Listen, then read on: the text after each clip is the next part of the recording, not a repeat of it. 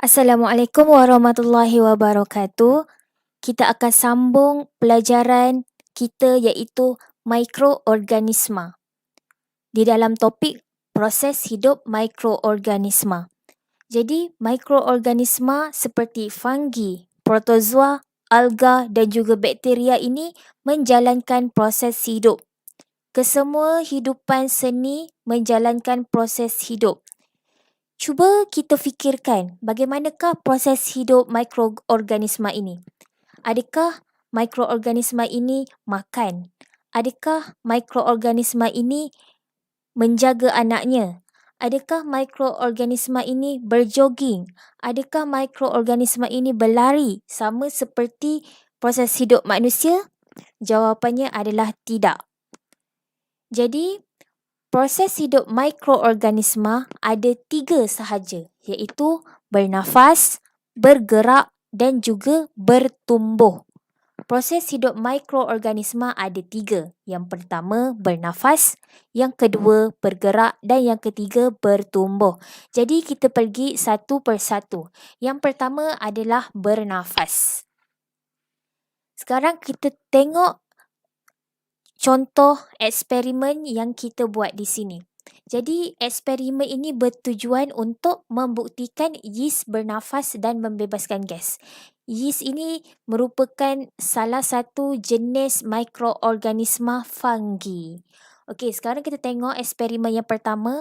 Ada botol dan di dalam botol itu diletakkan air, yeast dan juga gula. Kita nampak setiap minit ke minit perubahan bentuk belon tersebut. Apabila minit yang kelima, belon masih lagi kecil, masih lagi terjatuh. Minit ke-10 kita nampak dia dah nampak macam ada udara sikit. Dan sampailah minit yang ke-20, belon itu tegak. Maksudnya belon itu mengembang, ada udara dekat dalamnya tu. Eksperimen kedua adalah dough, iaitu pembuatan roti.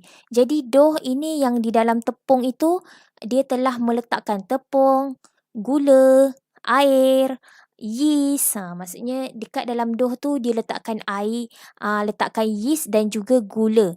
Selepas beberapa minit, beberapa jam, dough itu akan mengembang. Dan selepas mengembang, kita boleh buat dia roti.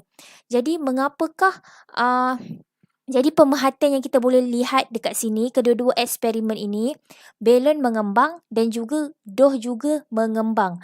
Mengapa belon dan dough itu mengembang? Okey, mereka ini mengembang kerana terdapat yeast di dalamnya. Okey, yeast itu membuktikan bahawa yeast ataupun mikroorganisma yeast tersebut bernafas dan membebaskan gas. Gas apa? Gas karbon dioksida. Okey, itu adalah bukti yang menunjukkan bahawa yeast bernafas dan membebaskan gas. Maksudnya, dekat dalam botol itu terdapat udara ataupun gas. Disebabkan itu, belon menjadi naik ke atas. Maksudnya, gas dekat dalam belon tu menolak. Sebab itulah dia mengembang ke atas. Sama juga di dalam dough tersebut. Jadi, apakah fungsi gula yang kita letakkan dekat dalam botol dan di dalam dough tu? Okey, gula ini digunakan sebagai sumber makanan untuk mikroorganisma yeast. Jadi, yeast ini dia adalah sumber makanannya adalah gula. Jika ada gula, maka dia akan bernafas dan dia akan terus hiduplah. Dia mendapat sumber tenaga, sumber makanan. Kalau kita tak letakkan gula, yeast dia tidak akan bertumbuh. Maksudnya dia tak boleh membiak dekat dalam botol tu. Dia belon tak akan mengembang, dough pun tak akan mengembang kalau tak ada gula. Gula ini dijadikan sebagai sumber makanan baginya, bagi mikroorganisma yeast tersebut. Seterusnya, proses hidup mikroorganisma yang kedua iaitu bergerak. Okey, tujuan eksperimen ini adalah memerhati mikroorganisma bergerak. Okey, jadi kat sini kita dapat perhatikan seorang pelajar sedang memerhatikan hidupan seni menggunakan mikroskop. Okey, di di mikroskop tu dia meletakkan setitis ataupun beberapa air kolam dekat mikroskop itu, dan dia melihat dekat dalam titisan air didapati mikroorganisma tu bergerak. Buktinya adalah kedudukan mikroorganisma ini berubah-ubah. Okey, kita tengok dalam gambar ni, mula-mula mikroorganisma dia dekat bawah ni. Lepas tu dia bergerak ke atas, kemudian bergerak atas lagi, kemudian dia ke kiri. Jadi itu pemerhatian yang pelajar ini dapat buat. Kedudukan mikroorganisma berubah-ubah. Okey, kenapa mikroorganisma ini berubah-ubah? Kerana mikroorganisma bergerak. Jadi proses hidup mikroorganisma ini adalah bergerak. Ketiga, proses hidup mikroorganisma bertumbuh ataupun membiak.